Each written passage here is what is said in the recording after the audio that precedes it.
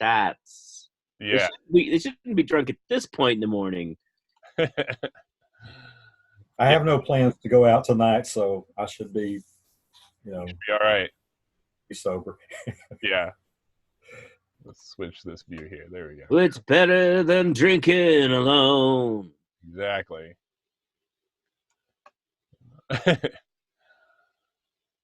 All right.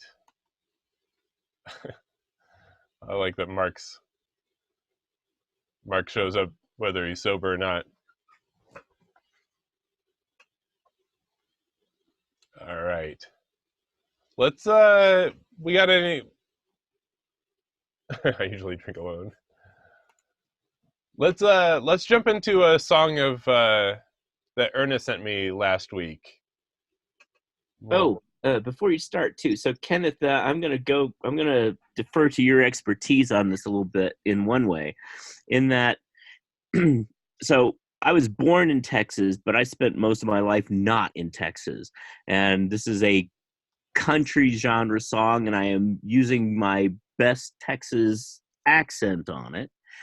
However, my brother listened to it, and he was concerned. He thought, well, are you doing the accent to a point where it's parody, or is it coming across as authentic or accurate or whatever you want to call it? So if it sounds like I'm making fun of country, or if it sounds like it's a parody, Kenneth, I definitely need your ears to tell me that. Yeah, that is a fine line here. Let me make sure. Yeah, we'll take a listen here. That is, I've had this conversation before. Like occasionally you'll hear like artists do like accents in their song, or do different. There's a Tom Petty song that he did like off of Damn the Torpedoes or something like that, where he kind of sings it with this like kind of this accent. Does anybody know what I'm talking about? Is anybody a Tom Petty fan? And he was able to like do it in a way that doesn't sound like a parody, even though that he's not like that. So I don't know. It's interesting. I've had these conversations before where, like, how do you do that? How do you like not do? I think it's kind of like maybe being like an actor. Whenever an American actor does a role with a British accent, we know that they're not making fun of them. I guess it's how authentically you can pull it off. I love how I'm just talking to myself in circles here. No, it's all right. You're ruminating. I'm ruminating. Yes. Okay, we're listening in circles too. Nice. All right, let's stop ruminating and start listening here. Hold on. I'm gonna do the share screen thing because I think the audio is better if I do it that way. Where is that at? Where did that go? Oh, there it is.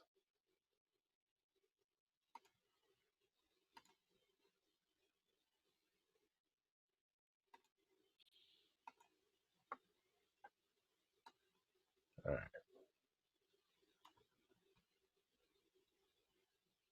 Let me get my video panel so I can see your pretty faces, and then the chat window. There we go. Okay, let's check this out.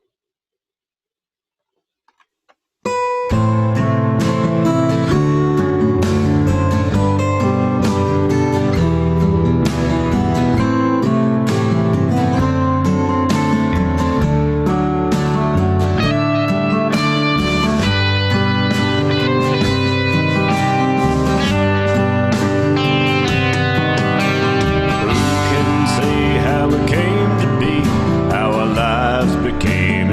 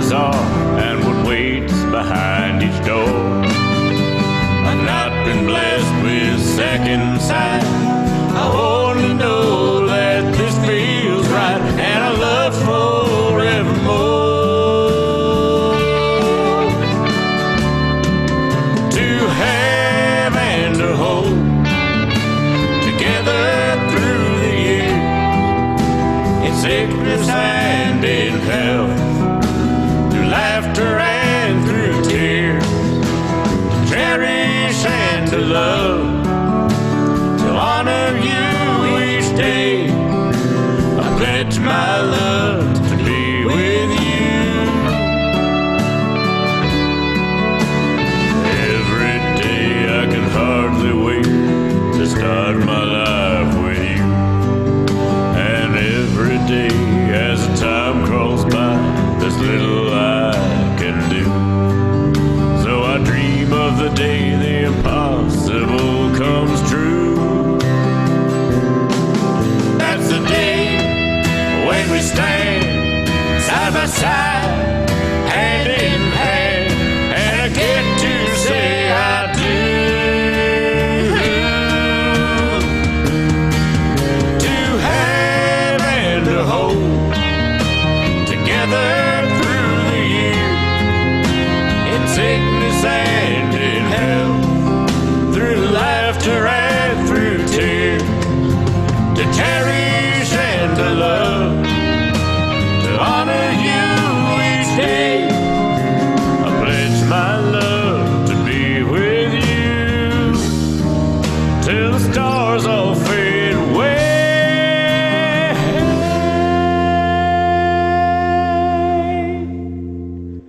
I pledge my love to be with you till the stars all fade away.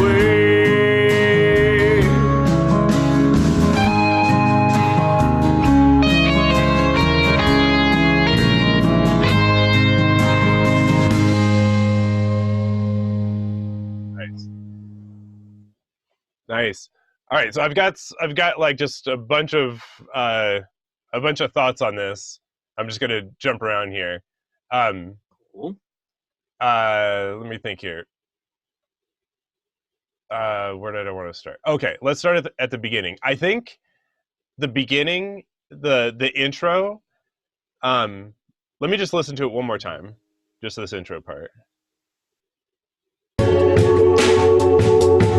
Well, that's.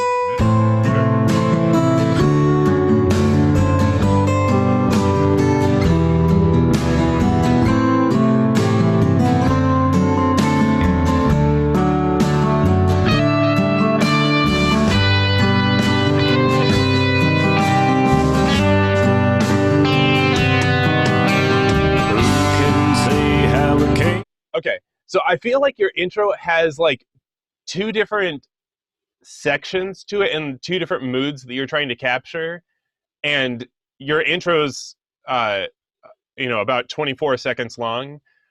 I think you could cut that intro in half and just choose one or the other of what you're doing. Like, you could either choose to start it as like this kind of like intro acoustic guitar finger picking thing. To be our lives.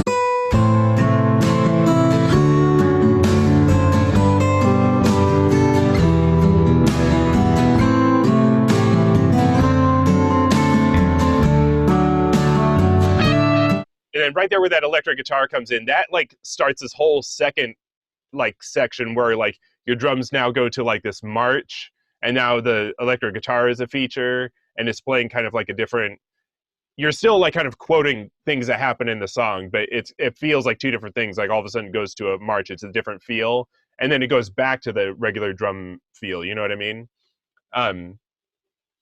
So that's just something.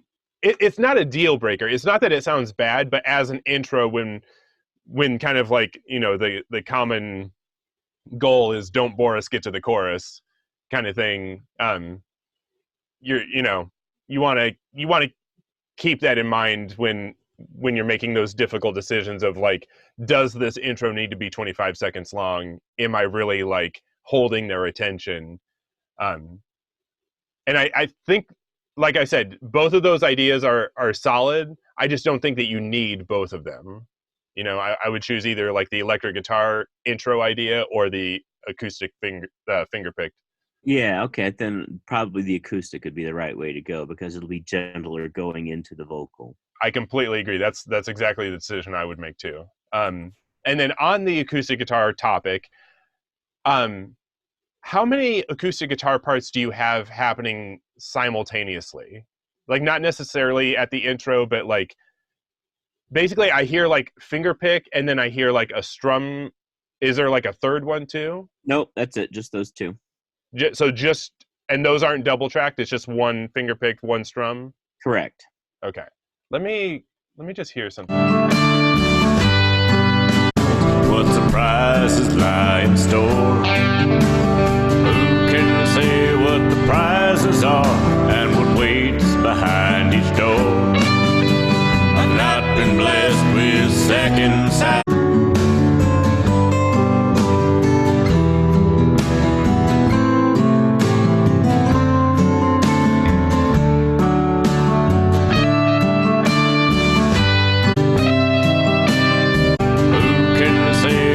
Prizes are. Who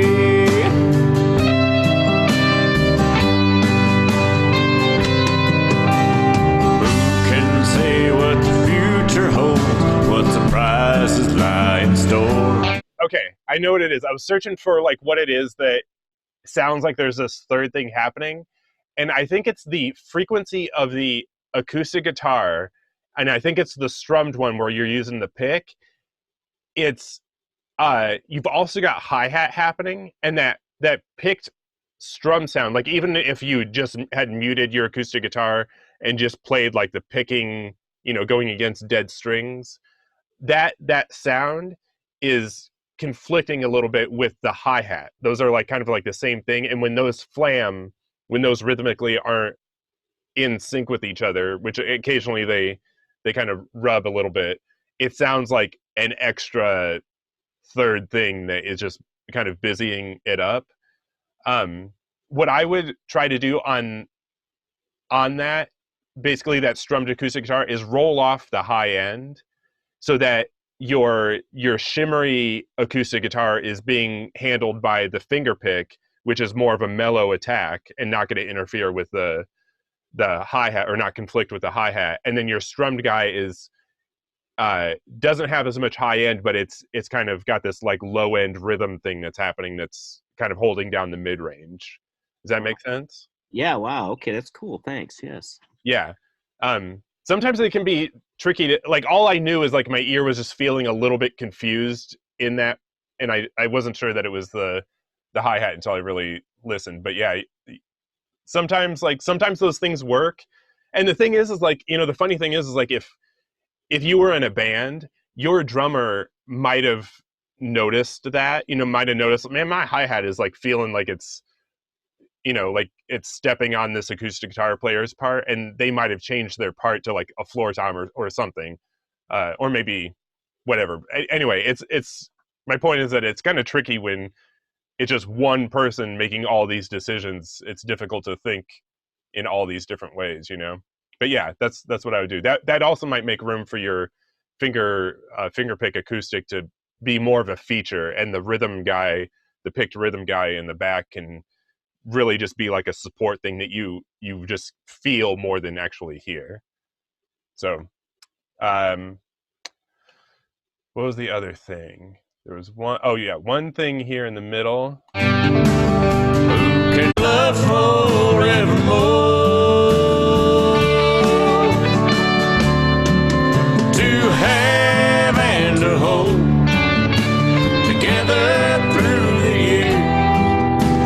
Sickness and in health, through laughter and through tears, to cherish and to love. That drum fill, this love, through laughter and through tears, to cherish. That one's a bit out of time. I don't know if you like. Basically, I want to say that I'm impressed with like your drum stuff, like all of your beats. They sound like they've got a good pocket, and your drum fills all make sense. Just that one in particular sounds like it either wasn't quantized or it wasn't quantized. So the way I did that, everything was with the drums is I played everything in, and then I quantized things, but not too tight. Mm-hmm. But then when it got to the fills, I found that I couldn't really quantize those and get them to feel right. Yeah. So I just had to play those free.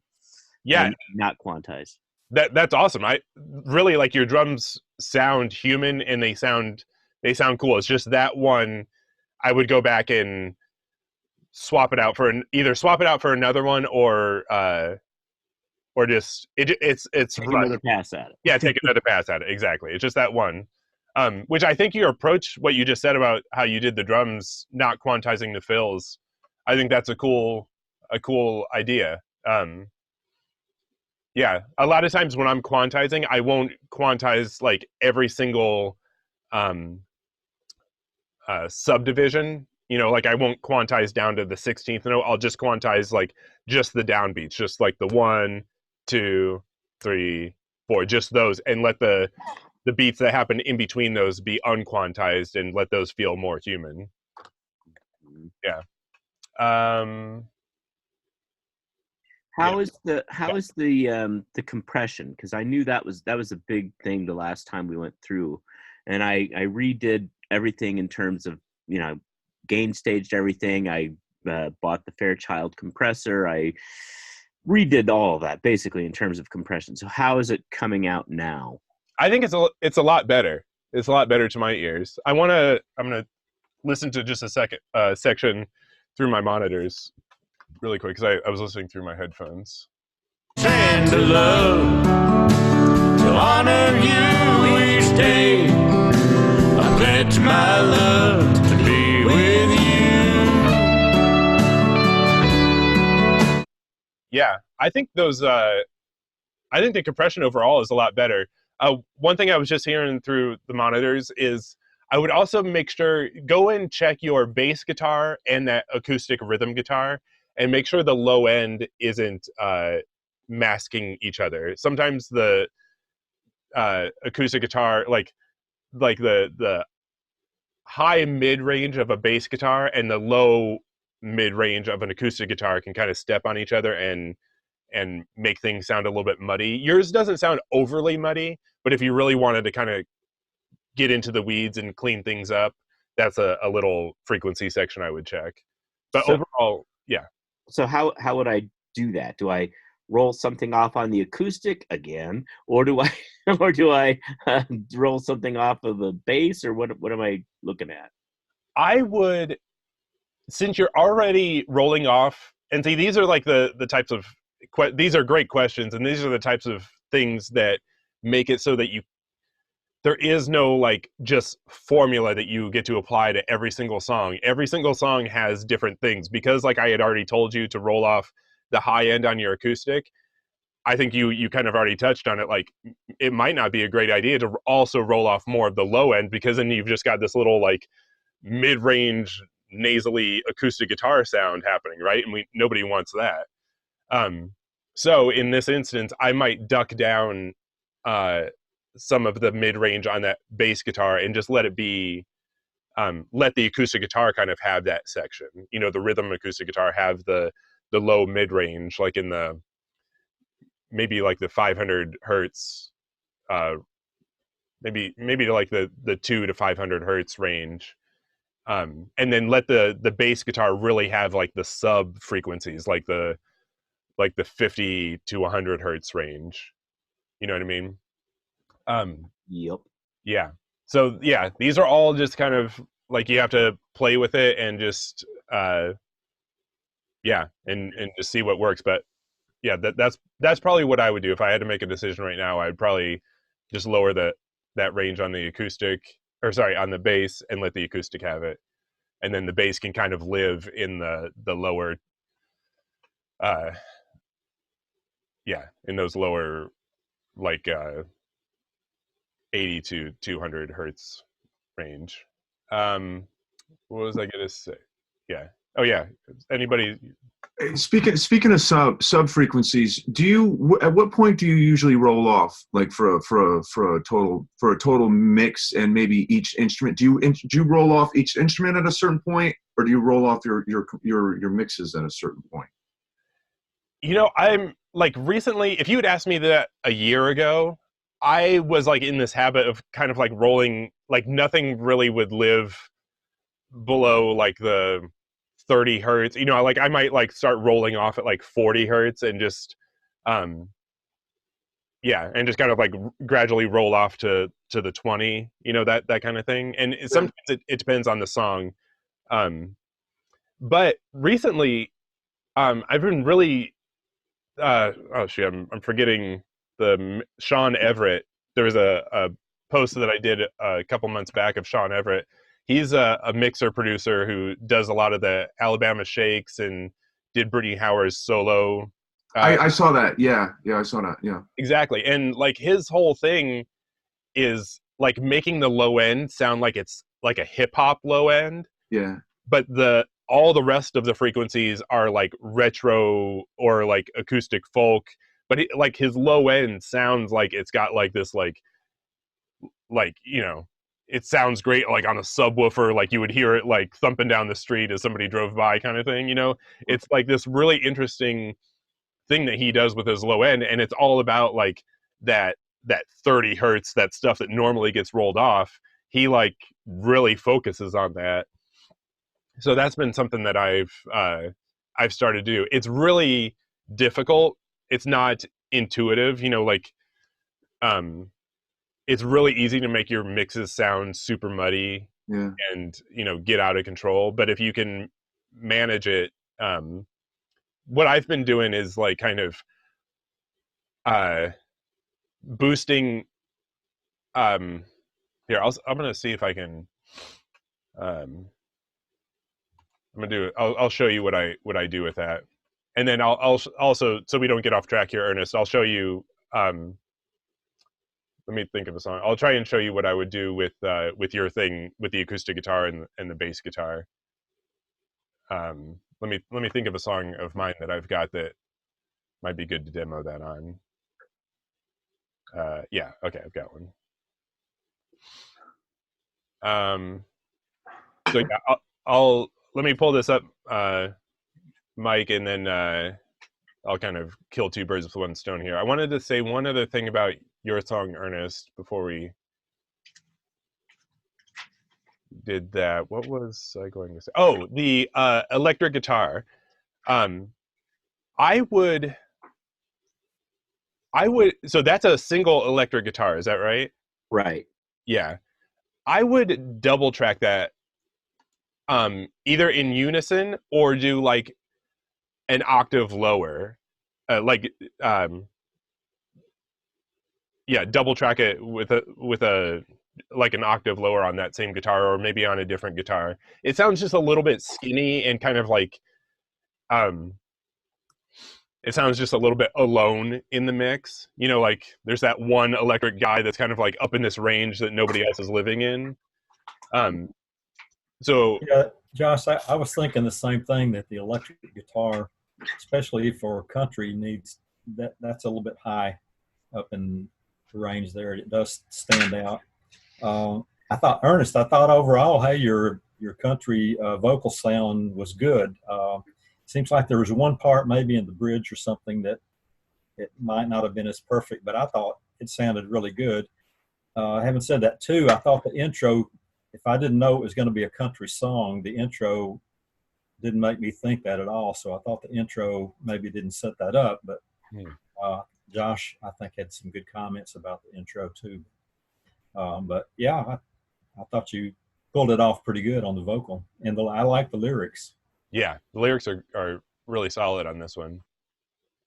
Yeah, I do agree. Like, it doesn't scream country right at the beginning, which,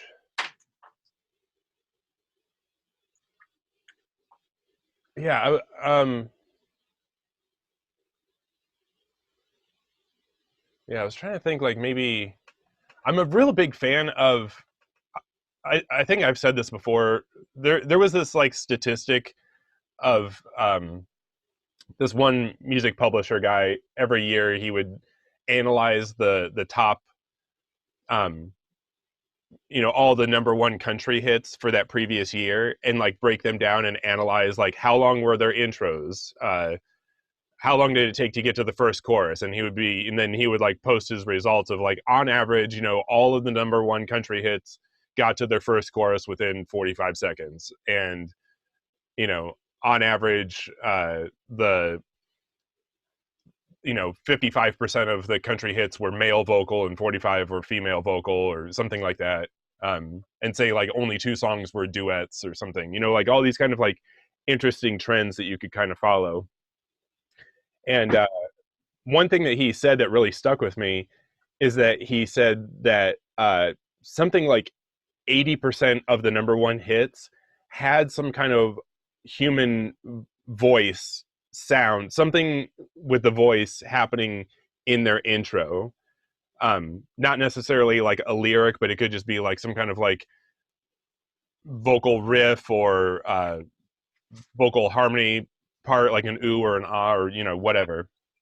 And the guy had said that that there had been a study on that, like the radio people, whatever, that radio had done, that said that songs where you hear a human voice, people are less likely to change the station, even if they're not really digging the song. They said it in a different way, but basically, like, people are less likely to shut someone up if they hear a voice. Whereas if it's just an instrumental intro, they don't feel like that human connection, so that they'll change it all day long.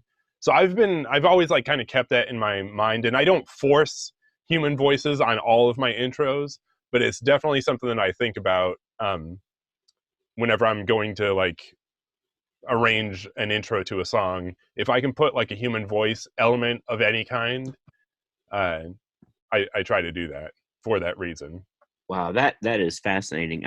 I knew. I mean, I'd heard some time ago that pop music, you've got 5 seconds before they'll change the channel if they're not interested. And with country, you've got 10 to 15 seconds. Mm-hmm. but wow, but the voice thing at the beginning, that's fascinating. Yeah, it's like a little psychological trick. Yeah. Again, I never saw like the actual study on it, but that's what I was told. And to me, it totally makes sense. Like I'm more likely to change if I just hear like a guitar lead intro than I am if like I hear some kind of like vocal. Even if it's like the same melody, I think I would be more likely to stick around if I hear it. Well, would that include, I don't know, like just somebody speaking at the, well, baby, blah, blah, blah, blah, blah. You know what I'm saying? Sure. Yeah. I mean, if it's whatever, whatever catches the attention. Let me go back to your thing here. Maybe I'll just throw on My Name is Johnny Cash. A little Johnny Cash thing at the beginning. Yes, I'll just say My Name is Johnny Cash.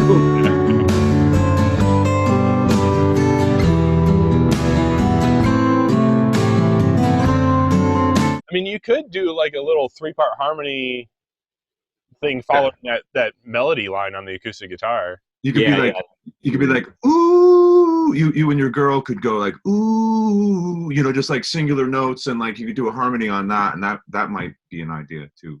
Just right. something simple coming in. Yeah. Not something you need to force, but just food for thought on that one.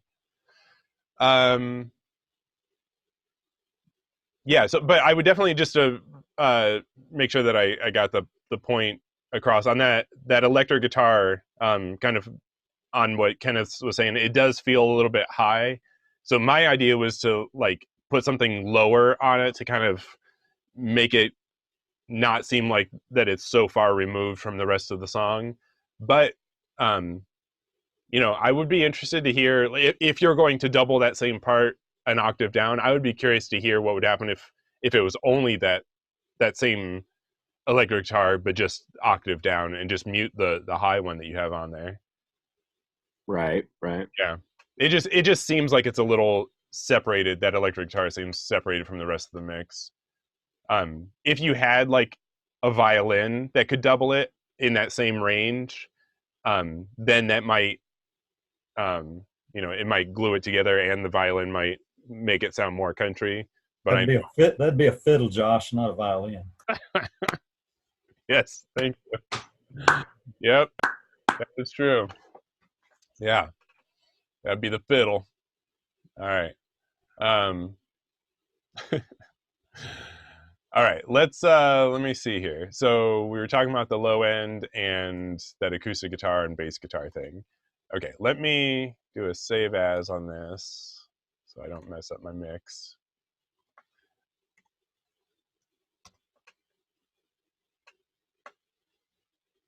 Okay. Let me get this move around. Okay. Bass guitar.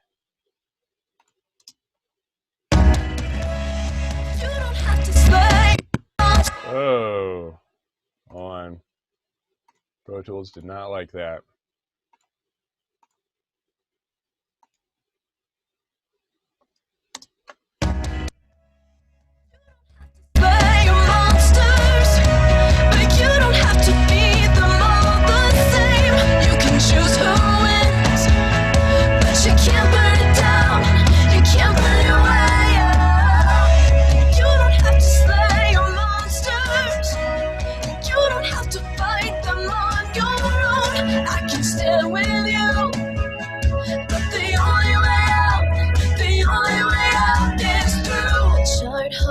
Explosive temper. One spark is all it takes to set you off. Oh my God, why are you so angry? Okay, so what I've got here are just oh, I didn't want that one. My acoustic guitars and my bass guitar. My bass guitar is this purple colored one, or actually, this green one right here. So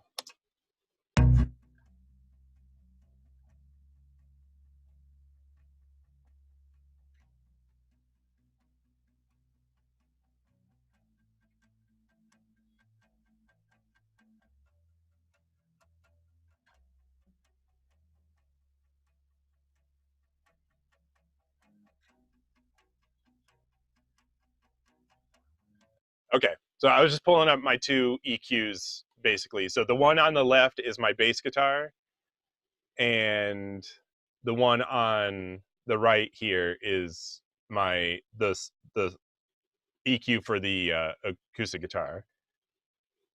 Could you put up your kick too, if possible? The bass drum, yeah. Oh, Katie's on here. I didn't see her. But she's not hearing anything? Everybody else can hear, right? It was just when you press play again, I couldn't hear, but it could just be my phone. Is everybody else able to hear Pro Tools? Yes, thumbs up or no? Was that anybody able to know that song? Oh. Oh, thank you, Katie. Yes, you're absolutely right. I keep on forgetting about this part. I have to switch it to Zoom. Morning, Katie. You've got a nice steaming cup of something going on over there. Yeah. I have a 6-hour gig tonight. Whoa. Gonna get me through. That's a long one. Is it in Hamburg? No, but nice. No, this is Prague, though. Germany, close. Nice. Yeah. Yeah, the Beatles were doing 8-hour gigs in Hamburg. You can do 6 hours. That's awesome. I like that you just compared me to the Beatles. That will never happen again. That's great. Where's your gig at, Katie? Like, what are you doing? It's like this. It's like a private get-together thing, but I mean, it's like a couple hundred people, but they do a whole like getting ready for the new year kind of thing. And so it's just like, music, and then there's like a little speaking thing, and then more music, and then like a little like meditation aspect, and then more music, and then, so we're doing all different kinds of music. That sounds like a nice way to spend the New Year's. Yeah. It's cool. Yeah. 7 to like 12:30. I've been working with this other singer was telling me about her New Year's gig that she's had for like 6 years, 5 or 6 years, something like that. Okay. She was saying that it's like for this like really wealthy family in Hollywood that she's always gets rehired to do, and she's said it's like the least rowdy New Year's party she's ever seen. And like they're really just like super tame, and like when she goes to perform, the lady hosts the homeowner. It's like in a home, in a house. The lady will like go around and gather everybody up, and she's like, "Okay, we're getting ready to have some music," and make everybody like just sit quietly and listen to her play. which is super respectful, you know, and nice, but it's also just like not a New Year's vibe at all. So yeah, I just thought that was funny. It's classic. Classy. Yeah, very classic. Okay, now let's see if we can hear something. Yes. Okay, so just to kind of, I was playing it earlier, but let me unmute this, so, and then I'll get up the kick EQ for you.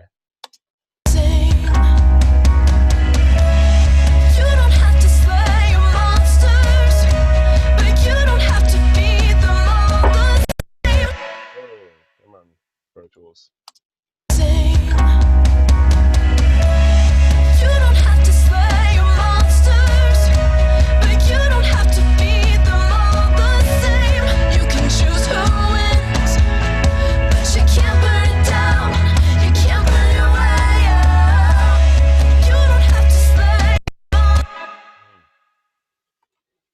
Pro Tools is not liking this. Okay. Okay, so this is what I got. Let me go back down to just my bass and acoustic guitars. So the bass is here on the left, and then the acoustic guitar is on the right. Those are all the acoustic guitars on the right, and then the bass drum, the kick drum, is down here at the bottom. So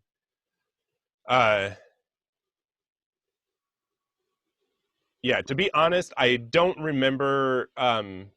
Usually I will kind of go through and just like solo my bass guitar and my kick drum and make sure that they're playing nice together, but I don't remember doing that on this one. It was just kind of working. So I wouldn't read too much into.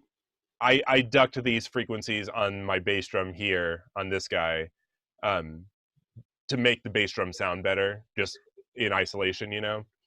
And it just happened to work with the mix. So yeah, the point that I wanted to kind of make here on the bass guitar and acoustic is, you can see, Ernest, right here on my acoustic guitars, I'm ducking at like 500 hertz. I'm going like -8, which is quite a bit, but I'm carving out like a pretty big dip right there in my acoustic guitars. And then over here on my bass, I'm carving out around 100. Oh wait, about 150. And that's about where my acoustic guitars start to. They're still there, but at 100 is where my acoustic cuts off, and so there's really no low end after 100 on my acoustics. But that's where after 100 on, basically, like, you can see like this gray area on my acoustics, there's nothing there, and that's where the bass guitar lives. Yeah, so I've kind of like carved out little spots like this on my bass guitar. I've carved that out so that the acoustic can live there, and then over here I've carved out the 500 so that the bass guitar can kind of live in that mid-range. Does that kind of make sense a little bit? I'm carving out little notches, not putting them in the same spot, but carving out complementary notches in my acoustics and bass guitar so that they aren't stepping on each other. Yeah, no, I hadn't thought about it that way, in terms of having part of it, having the bass coming through higher than the acoustic in certain places, and then obviously dominating at the bottom. I hadn't thought about it that way. I'm going to play one of it. Do you have Neutron, or do you have Isotope's EQs? I do not. Okay. If you did, this isn't really necessary, but it's visually helpful. You can do a masking thing. So here, I'll show you on, let's see. Basically, what I'm doing right now is this list that I'm pulling down right here are all the tracks that I've got Neutron or Isotope's EQ on. So I'm going through this list on my bass guitar and looking for the acoustic guitar Let's see here. Where's that? Did I pass it already? Acoustics. There we go. Yeah, acoustics. So now, if you just look.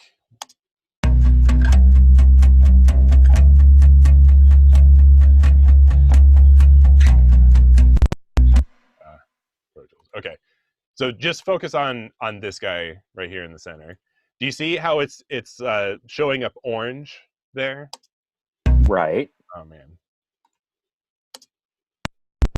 Oh, this is not. Pro Tools is not liking this. Here, let me.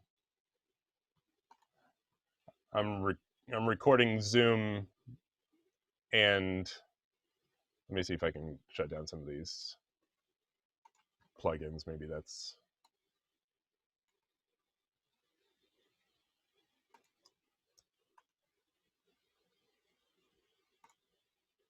Oh, you're taxing the CPU. Yeah.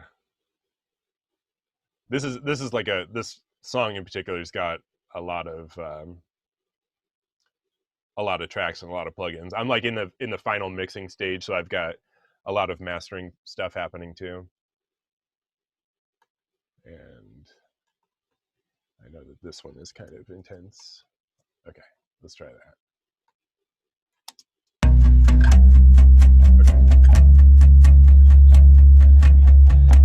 You can see right there, like basically right around where that dip was happening on this bass guitar.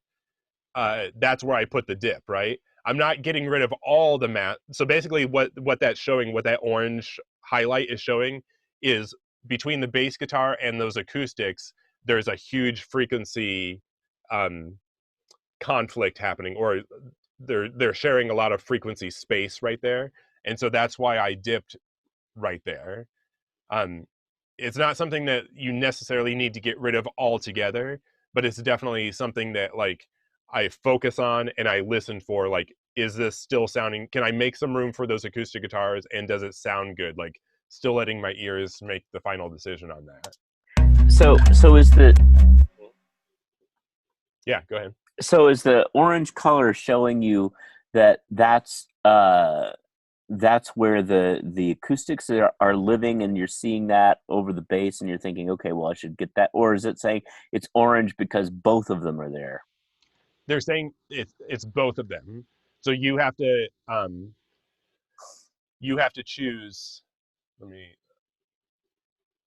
see. Sorry, I'm making sure. Okay, so here, this is what I'm going to do. I'm now putting, so this guy on the right is the acoustic guitars, and then this guy on the left is the bass. I've set them up to, now they should kind of show the exact same thing. So basically, to answer your question, that orange is saying the two things that you've chosen, the bass guitar and the acoustics, this is where they are sharing frequency space. And the brighter that orange is, the more they're stepping on each other, the more frequencies they're trying to share.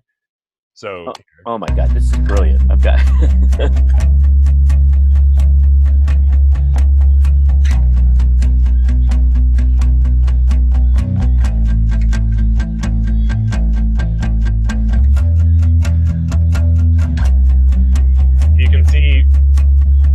you can see on my acoustic right here, right around 100, you know, this EQ is different. Yeah, this is neutron 2 and this is neutron 3, so it's different, but it's the same idea. They're just showing it differently. You can see that there's a bit of conflict right around the 100, right where I dipped it, you know. And I just made the decision not to go too much further. I didn't want to cut off too much more than the 100 because it made my acoustic guitars sound skinny. And this song starts with just acoustic guitars. So if you listen at the very beginning. Oh, I think yeah, the song basically starts with acoustic guitars and a bass drum. That's the whole thing. So I didn't want to make my acoustic sound skinny throughout the whole thing. I was trying to find like a good compromise that would still make the mix sound good. Yeah, but you can basically still do this with your ears. You can like just solo your bass guitar and your rhythm acoustic and just see like, are things getting muddy? What happens if you cut out certain frequencies, you know, in that kind of low mid range, and see if that helps clean up anything. No, that's brilliant. I hadn't seen Neutron. Really, I'd never really seen Neutron used that way, but that's brilliant. It's great. Yeah, that masking thing, I use that quite often. So to Michael's thing, this is what I've been doing in terms of my low end to kind of get that subby, I don't know, to kind of get my low end to sound a little bit more modern. Let me come back up here. In Ozone, this has kind of been my go-to. Oh, there, okay.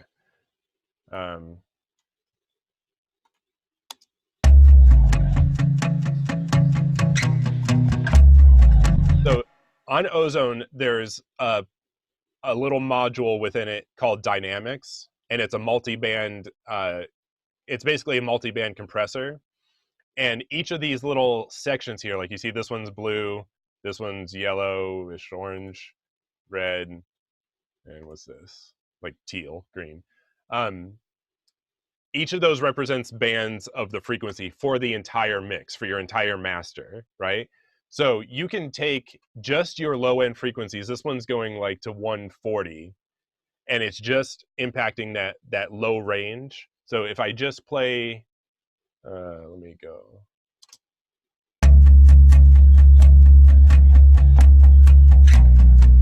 If I just solo that, know what you're listening on right now. You might not hear anything. If you've got studio speakers, you'll hear like just a low end rumble. You can really kind of compress that and then raise the volume of just that subby frequency. So here you can see that low end frequency, it's like kind of going minus like minus 0.5, minus 0.9, barely anything, but I can do more.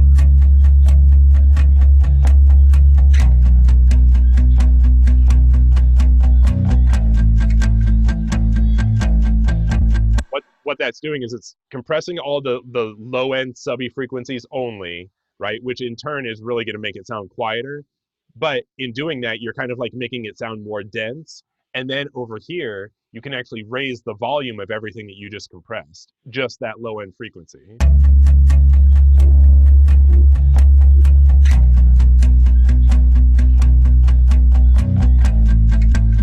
So it got a little distorted there really quickly, but oh, I think it's because I was compressing it too much.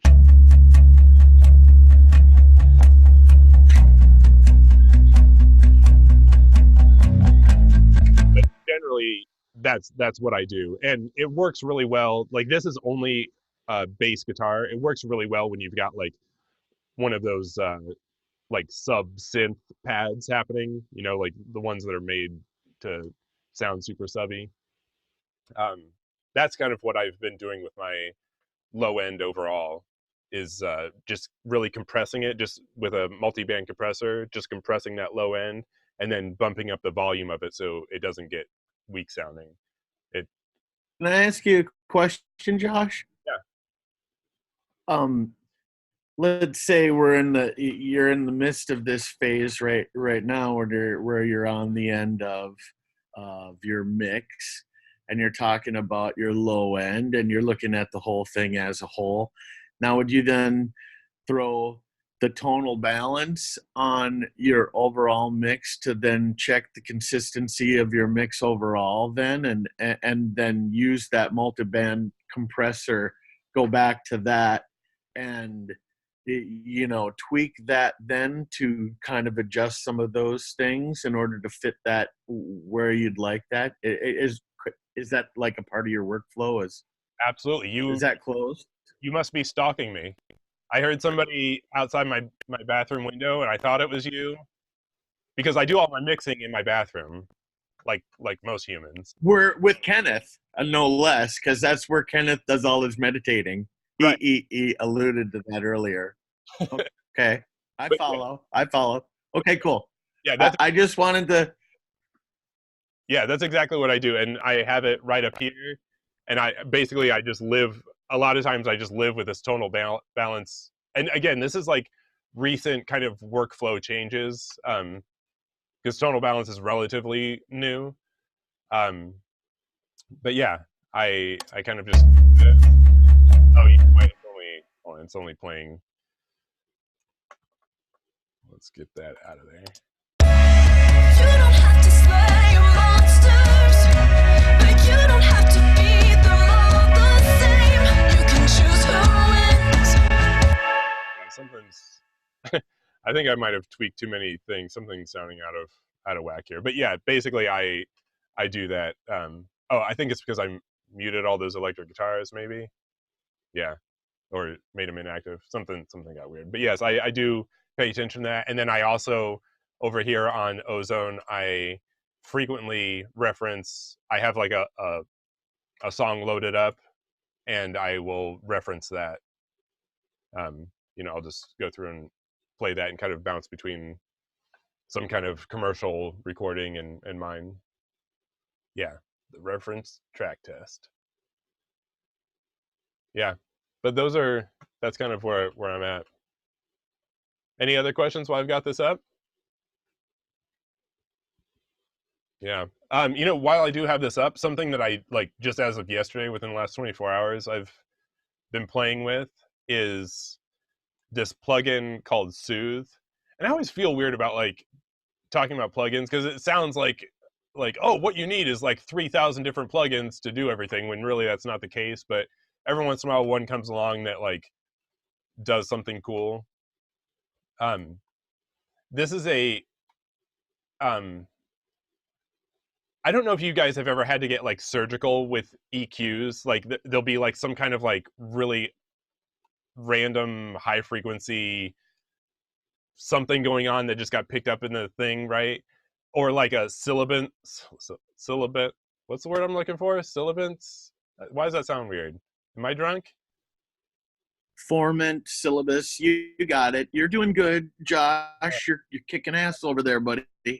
If you're a professor, it's a syllabus.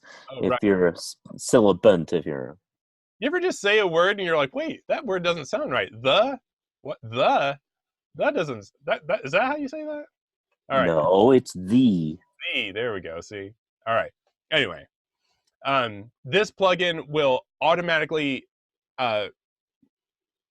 find frequencies that are jumping out unnaturally and just smooth them. Just like, it doesn't do anything like drastic, but it you'll see it kind of working here. I've got it on a vocal. Let's see.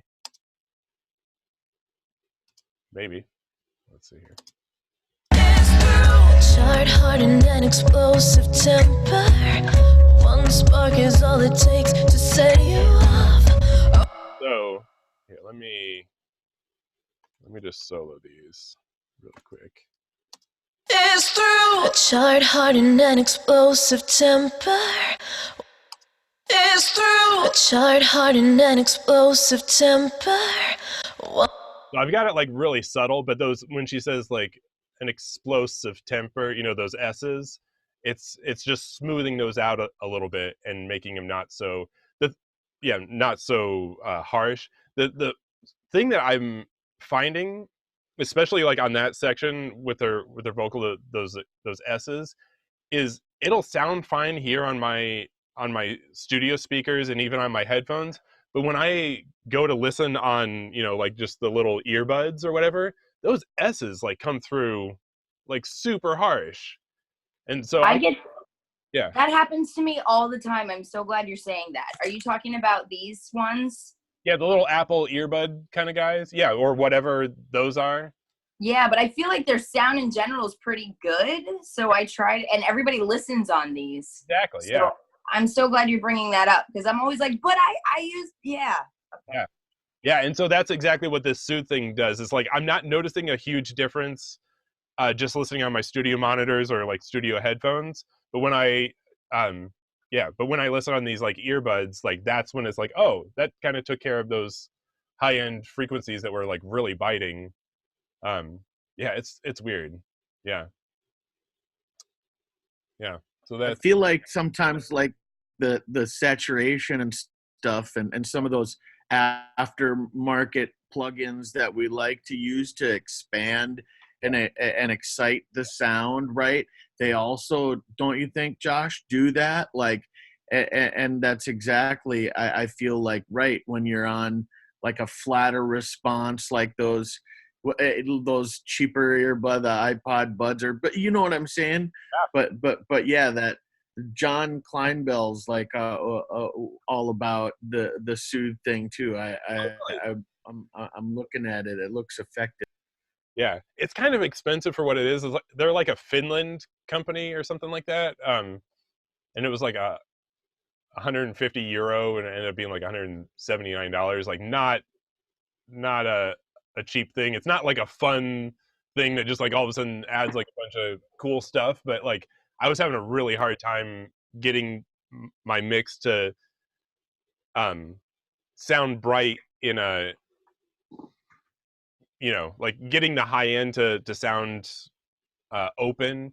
But whenever I did that, like on the earbuds, those vocals were sounding super harsh and thin, and this kind of took care of it for me. So you're saying this does a lot better than the isotope, the de-essers and things like that? Yeah, see, I had you should, man, was it this song or another song? It might have been another song. On my vocal bus, I had like two de-essers in the chain, and I had like a de-esser within Nectar. I was like de-essing the hell out of my vocals. I could not get those high-end sibilants. I'm not even gonna try and say that word anymore. I give up. Yeah, the high-end S's under control. I just, the whole thing was just falling apart. So that soothe thing solved my issues. And like one last thing on this, you can actually put it on your master bus to actually like smooth out your entire mix. Like I put it after my Ozone, yeah, and it's got a preset on there to make your what's it called? It's a more ear friendly top on master.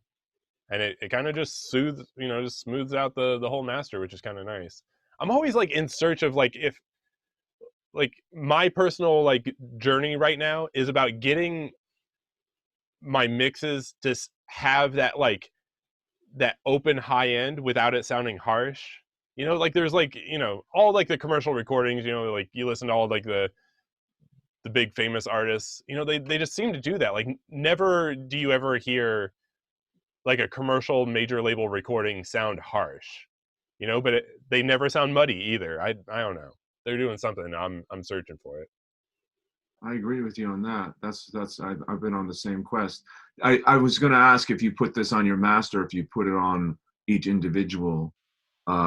Did you put the other one was on the individual vocal track that you had the first instance of this plugin? No, I put it on my vocal bus. Oh, okay. Like, I mean, my main issue was on the verses. Those were like where the S's were coming through. So really, I could have just put it on the on just the verse track, because I have my verses on one track and my choruses on another track. I could have just put it on there, but I didn't want the kind of like, I wanted the vocals to sound like they were consistent, so I just put it on the vocal bus so that it was kind of applying it as a general blanket overall. Yeah. Cool. All right. We got anything else before we close up shop? And Well, oh yeah. Go ahead, Ernest. Oh, just one last question. So, one of the things that I did in this last mix of things is I also purchased Melodyne and played with that and worked with that. So, have I sorted out the vocals? Because I know there were pitch issues the last time around. Yeah, I was gonna jump. Let me close this down. Save. Where's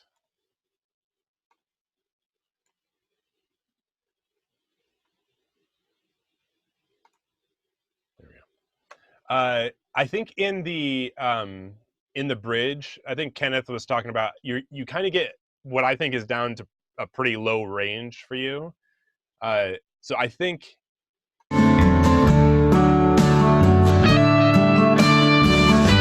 We stand, there's little I can do. So I dream of the day the impossible comes true. I think in that bridge there's some pitchiness stuff happening there you might want to take a second look at. But I think overall, like in your versing in choruses, I think it was a lot better. Cool. All right. Thanks. Yeah, overall, I mean, like this is like you made a lot of big improvements from the previous mix that I heard. So good job on that. Good coaching. All right, Katie, ask your question. So, did we already cover this? Did I miss this somehow? Since this is the last class of like the decade, Yeah. do we have any like New Year's goals? Well, so Did I miss something? I did do a post on yesterday. Yeah, yesterday I think, about thinking about what your secondary instrument would be if you couldn't do that, right? And be thinking about that secondary instrument when you listen to music. Because a lot of times, like me being a drummer, like the first thing I do is listen to the drums, you know, or like if you're a bass player, you listen to the bass kind of thing. I want us to try and not listen to the thing that we listen to and focus on, like, I didn't want to just assign, like, you know, I didn't want to assign something. I wanted it to be like the thing that you love second most, so that you still had some interest in it, you know? And like dig into it and like think about like why are those, whatever that second instrument is, why are they playing the way that they are, and how does it fit within the mix, and how does it how does it compare to like to your main instrument, you know? And if you were going to, like, if I don't know, like if your second instrument was a bass guitar and your first instrument is voice, like what would happen if you sang like a bass player would sing? I don't even know what that means really. Like maybe you might sing less, like there would be less runs because bass players tend to do less busy stuff because it muddies things up. Or maybe like Unless you're Geddy Lee getting of Rush, and then you're kicking ass all over the bass guitar as you're singing, squealing like a hamster on a wheel. yeah, exactly. Was that too descriptive? It seems like you had that one ready to go. Or maybe like you don't do like your normal vocal riffs, and instead you sing your segue riffs as a bass player. Like, 'cause you know a lot of times like bass players will do like little walk down phrases or something like that. I'm not saying these things are great ideas, but just the goal is to like start listening and like asking yourself like, why are they doing this simple walk down into the chorus, or this simple walk into this next section, instead of something like a singer would do? And the reason is because like the singer's already doing that, you know, like they're the ones that are like the feature. And so when you go to record your bass part, whether it be on a keyboard or on an actual bass, you don't do like a vocal cool riff. You actually do something that a bass player would do. You know what I mean? And the same thing goes for drums and all these other instruments. And the goal is like to make us start thinking like producers.